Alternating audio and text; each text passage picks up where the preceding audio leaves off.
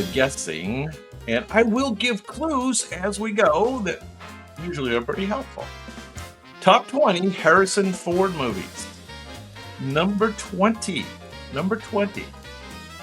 This tale pairs a legendary actor with a very CGI dog. I didn't know the dog was CGI in this. It's set during the Klondike Gold Rush. It finds wisdom in wilderness. Hey, Jan. Good to see you. Ford plays John Thornton, a man healing through adventure. Now, this is based on a classic Jack London novel. That's probably the key clue. Jack London novel. It's his most recent leading role, and possibly his softest role ever. All right, who knows this one? Anybody know what movie this is? Harrison Ford movies, number 20, Jack London, Klondike the Gold Rush. I didn't know the dog was CGI. To interact with the digital dog, Ford often acted opposite a stuntman in motion capture suit. Oh, that sounds hard. This was Call of the Wild. Call of the Wild. There you go. Okay. Well, now you know how the game is played. Number 19. Now, if you remember this one, I remember this one. This was a little a thriller. A glossy thriller where nothing is quite as it seems. Supernatural chills ripple through upscale Vermont life. A woman believes her house and her husband hold secrets. Now, this is Michelle Pfeiffer co-starring in this kind of Hitchcock-like scarefest. So yeah, there's a lot of spooky elements in this one. Ford plays against type. He's the bad guy.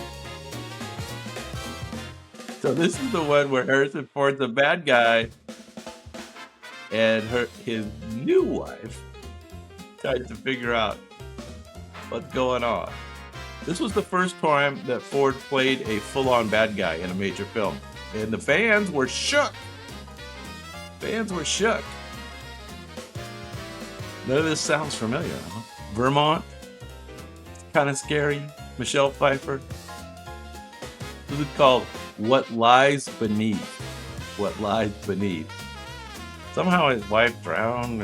He was involved. I don't know what the deal was. Anyway. Okay, number 18. You may know this one. We got a war one here. A nuclear crisis simmers beneath icy waters. Ford dons a Russian uniform and an accent to match.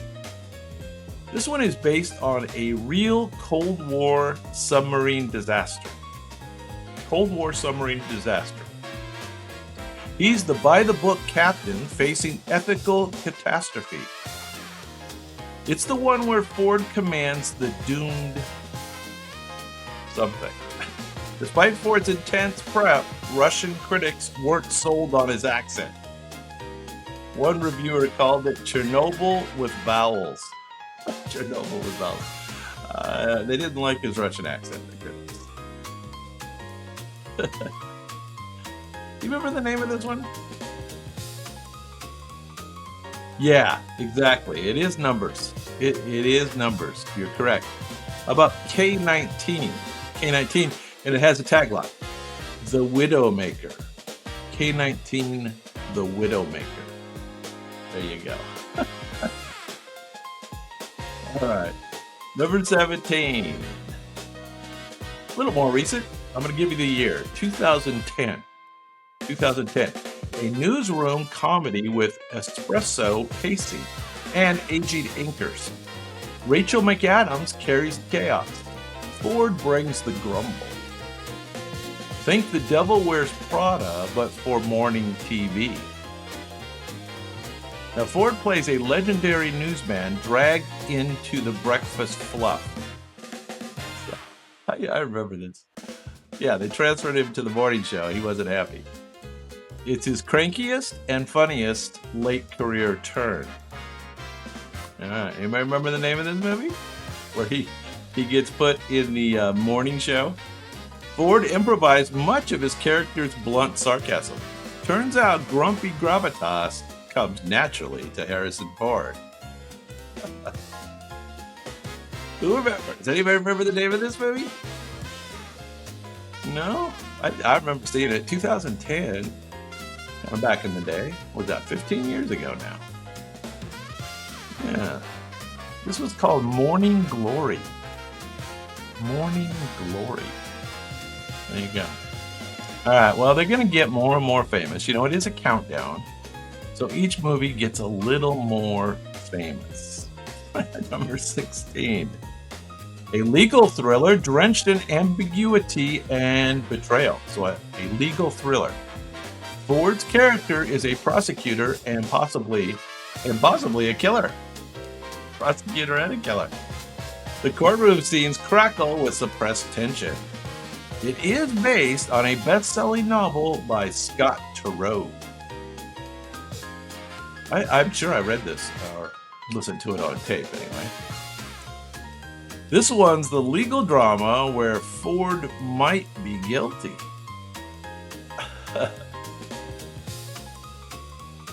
Legal thriller, Ford might be guilty. The film's twist ending shocked audiences, and it sparked real-world debates about circumstantial evidence. Circumstantial evidence. Courtroom scenes crackle with suppressed tension. This is 1990. 1990. Anybody remember a legal thriller by Scott Turow, best-selling novelist? Called Presumed Innocent. That sound familiar now? Presumed Innocent. Yeah. There you go. All right. They'll get more and more famous. We'll see. All right, number 15. From the year 2015, eternal youth meets vintage charm in this fantasy-tinged romance. A woman who doesn't age tries to hide in plain sight. Blake Lively stars as the titular, timeless beauty. Ford plays her long-lost love's father, which is awkward. Yes, this is one where Ford meets his old flame. Literally. This was weird. So the whole storyline is Blake Lively doesn't age at all during this movie. So she has to go through a lot of different guys. Like she doesn't age. Ford was so moved by the script, he joined the cast without hesitation, which is rare for him in the 2010s. Very rare. Anybody know? Called The Age of Adeline. Age of Adeline. Blake Lively. Yeah, weird story. Weird story. All right, next up, number 14. Here you go. Baseball, bravery, and breaking barriers. Now this one doesn't even look like Harrison Ford. He was so good in the role. Chadwick Boseman headlines. So he played number 42. It is a sports biopic centered on Jackie Robinson. And Ford plays a supporting role with grit. He plays Branch Rickey. You know who Branch Rickey is? That's who Ford plays. And he's the one who signed Jackie Robinson to play for the Dodgers. This is Ford in thick glasses and thicker morals. Ford's transformation was so convincing, younger viewers didn't recognize him. Yeah. Some thought Ricky was a real-life Ford contemporary. There you go.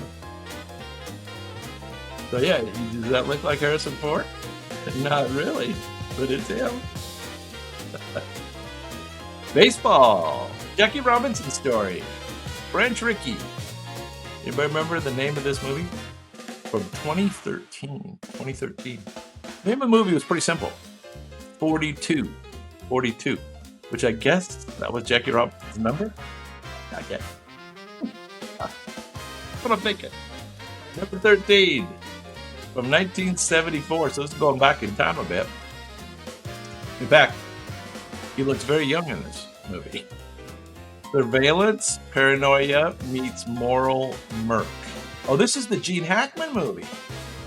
The Gene Hackman movie. So Gene Hackman's the star of this one. Gene Hackman leads this audio thriller classic. Ford appears in a small but pivotal supporting role. He plays a shadowy corporate aide, sleek, sharp, unsettling.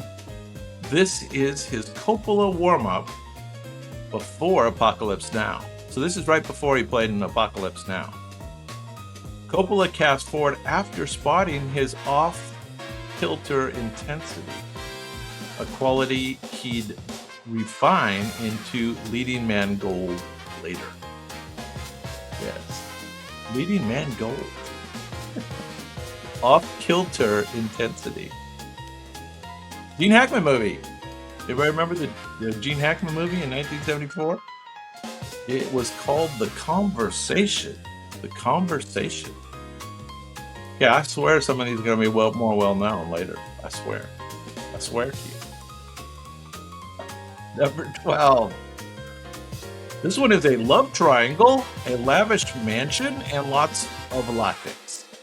This remake updates a 1950s rom-com for the boardroom set. Julia Ormond plays the title character caught between brothers. Love triangle. Ford is the serious sibling, charm with a side of spreadsheets. This is the one where Harrison Ford goes full romantic lead. Full romantic lead. Audrey Hepburn was a fan of the original movie. This is the remake. When asked about Ford's version, she reportedly said, "He's no Bogart, but he tries." I think that's a great one for Harrison Ford. He's no Bogart, but he tries. Anybody remember the name of this movie? It was a remake, 1995. Remake from an Audrey Hepburn movie. Yeah, this is not the Audrey Hepburn version. Called Sabrina. Sabrina, 1995. Yeah, Emily. There you go. Good. Good guess. Sabrina. There you go. All right. You know, I don't know all these. We're going to, the top 10 we know. The top 10 we know. Number 11. We're still on number 11. A ruthless man, a tragic twist, and a second chance at life. After a shooting, a high-powered lawyer must relearn everything. Oh, after he got shot, he forgot everything. This is directed by Mike Nichols. It mixes warmth with wrenching change. Ford's character reconnects with family through vulnerability. This is the one where amnesia turns a shark into a softie. All right, anybody remember this movie? This is where he gets shot. He had to relearn everything. I don't remember. Ford consulted with stroke survivors to shape his performance, leading to one of his most empathetic roles. Empathetic. Not his quirky intensity. Anybody know? Well, this was called Regarding Henry. And I was not familiar either. Regarding Henry, 1991. There you go. All right, let's do top 10 because we're going to know these. All right, we're going to know these. Here we go. Top 10. Now, Sky High Stakes, Presidential Grit, and lots of yelling. This is in 1997. 1997. A hijacked plane becomes a one-man rescue mission. Ford plays the President of the United States with a particular set of skills. Gary Oldman is the terrorist. Ford is the turbulence. This is the one with when he uses the line, "Get off my plane!" There you go. Hey, Brad. What's going on? What's going on? Yeah, we got it. Yay! Get off my plane. The film's fictional president became so iconic, the real politicians referenced him as their favorite fictional leader. Take that, West Wing. Yeah, favorite fictional president. Airport One. Yeah, they've been tough, huh? Who knew Harrison Ford was in so many dogs? I think you'll know the rest, actually. So, this is in the same genre.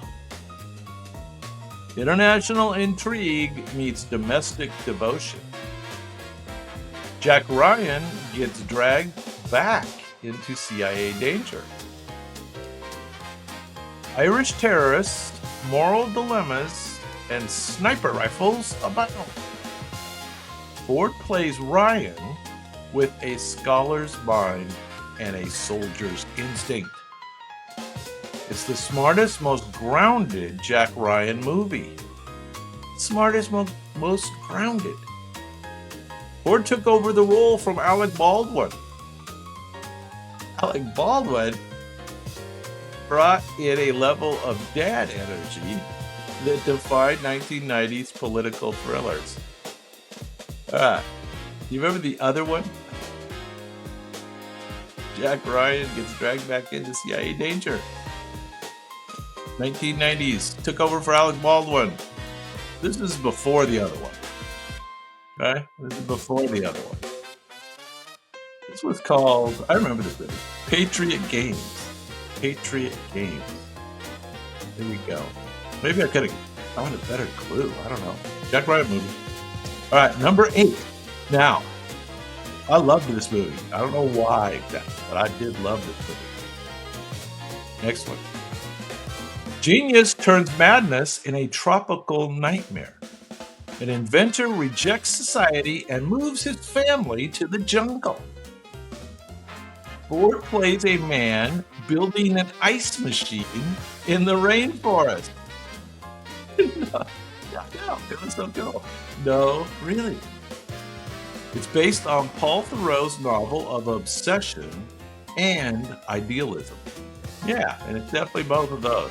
He was pretty good in this part. I think it's kind of natural for him. Not Tarzan. Not Tarzan. The guy was building an ice machine. Do you remember this? He took his family to the jungle and he was building an ice machine. It's like he's half crazy, you know? This was Ford's personal favorite role for years. Despite the film's mixed reception, critics weren't sure what to make of... Anyway, what do you think? He was building an ice machine, took his family to the jungle, played like a crazy professor type of guy, building an ice machine. It was good. It's called The Mosquito Coast. Mosquito Coast. You ever see that? Mosquito Coast. All right. Number 7. 1988. Now this is big hair, big dreams, and big office politics. Melanie Griffith, her secretary, climbs the corporate ladder. Ford plays her love interest with unexpected lightness. Sigourney Weaver is the boss from the business class hell. It's a rom-com. It's a rom-com with Harrison Ford. And he's actually kind of funny. In test screenings, audiences were shocked by how well Ford handled comedy. One exec reportedly said, "He's charming." Who knew? He's charming. Who knew? 1988. Anybody remember this one? Office politics, big hair, big dreams. Melanie Griffith, Sigourney Weaver, rom-com. No? Didn't see it? It's called Working Girl. Working Girl. No? Not familiar yet? All right. Let's get up into the rarefied air of the top 6 Harrison Ford movies. All right, definitely one of my favorite movies ever, 1979. A descent into madness told through jungle warfare. Brando broods, Sheen sweats, and Ford shows up in uniform. His screen time is brief, but eerily pretty effective. He's the stiff officer sending Sheen upriver. Yeah, there you go. This is the war at that scene and something else with the fresh seafood and Martin Sheen's like hungover. Cool scene. Ford's character was originally unnamed. Coppola let him choose, so he called himself Colonel Lucas. Colonel Lucas. Yeah. You are correct. It is Apocalypse Now. Apocalypse Now from 1979. Yeah, he's not in it for too long, but he's good. Number 6 on our list. There he is. All right, top 5. Top 5 Harrison Ford movies. Let's go all the way back to 1985. 1985. A murder mystery hidden in plain Amish sight. Ford plays a detective hiding in a world of silence. A boy sees a crime, Ford protects the truth and his heart. Romance blooms under strict tradition. Yeah, very good. You are correct. This is the one where Ford churns butter and he wins hearts. It earned Ford his only Oscar nomination. Aww. Proof that quiet intensity beats blaster fire. I can't believe it's only Oscar nomination. Come on.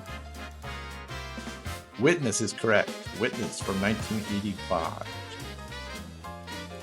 His only Oscar nomination.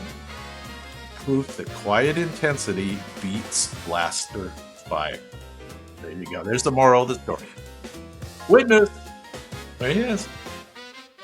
What was her name? Kelly something. She's the one from Top Gun. All right? Am I off base? Number 4. You'll know this one. This is a great movie. I didn't kill my wife. Echoes through cinematic history. A wrongly accused man runs for his life and his name. And, of course, his nemesis was... I'm gonna let you guess his nemesis. He gives chase with scene-stealing grit. Ford's stoic doctor is all heart and hunted logic. This is the sprinting, sweating, storm drain thriller. Yeah, he's in the storm drain a lot. Yeah, there you go. Who played the detective guy or the special agent? Ford did many of his own stunts, even limping for real after injuring his leg mid-shoot. Director's note, keep it in. Keep it in. Yeah, Tommy Lee Jones. You are right. The Fugitive from 1993. I didn't kill my wife. I forget exactly how you said that. All right, we're down to the top 3. Harrison Ford, only one Oscar nomination. That's sad. All right, here we go. Number 3, Neon Noir. Neon Noir. Replicants and philosophical dread. Replicants and Dread, 2019. This was supposed to be 2019, but it was made in 1982. A cop hunts androids in rainy LA. Anybody remember this movie? He plays a burnt out and brooding character. Is he human? Remains the sci-fi question of the century. This is the movie that turned Ford into a cyberpunk icon.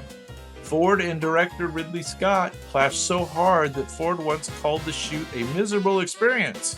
You never know. His performance is pure poetry. This was his best role, I thought. Remember his character's name by any chance? Or the movie? Either way. This, of course, is Blade Runner from 1982, and his character's name was Rick Deckard. Rick Deckard. All right. That's all right. Top 2. Here we go. Obviously, these are going to be very well-known movies. Asteroids, AT-ATs, and awkward father revealed. I don't know what that means.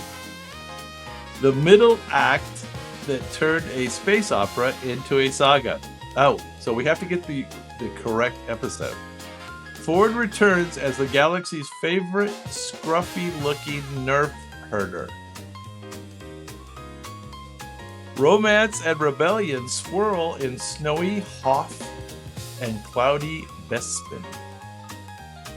This is peak Han Solo, cocky, charming, and unfortunately at the end, carbonite bound. I know. Ford improvised it and created cinema's coolest romantic reply. I know. That's right. When Leia said she liked him, he said, I know. This was Star Wars Episode 5, The Empire Strikes Back from 1980. And number 2 on Harrison Ford's list. There you go. So what do you think number 1 is? I think we all know. We all know. And I can't believe he didn't get a nomination in these. Can't believe it. Adventure, Danger, and Fedora Flipping Flare. An archaeologist races Nazis to find biblical power. Whips, snakes, and very booby-trapped temples ensue. Ford gives Indiana Jones brains, brawn, and bumbling bravery. This is the ultimate Ford film. Pure pulp perfection. Ford improvised the iconic gun versus sword moment. Oh, remember that? The gun versus sword moment? Because he had food poisoning that day. That's funny. Anyway, obviously, we all know what this one is. From the year 1981. This indeed is the Raiders of the Lost Ark. Raiders of the Lost Ark, number 1 on Harrison Ford's top 20 countdown list. Number 1. Number 1 with a bullet. Or a whip. Number 1 with a whip. Alrighty. Alrighty, now I do have a 2-minute intermission. And during that intermission, we play a lightning round. And our lightning round tonight is going to be join us Wednesday night at 7 p.m. Eastern Time for Hollywood Magic Trivia. So you have only 2 minutes, and they're going to go by fast, but see how many you can name. And I'll be back in a couple minutes after that.